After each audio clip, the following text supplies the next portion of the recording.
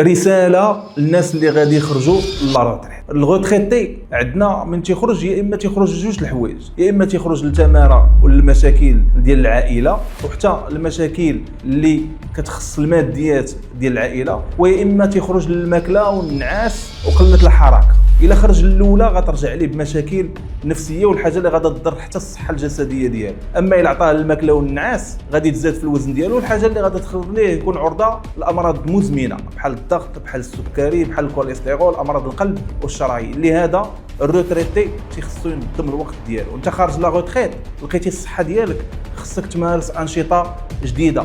الحوايج اللي ما كنتيش لاقي الوقت فين ديرهم شحال هادي خصك ديرهم دابا.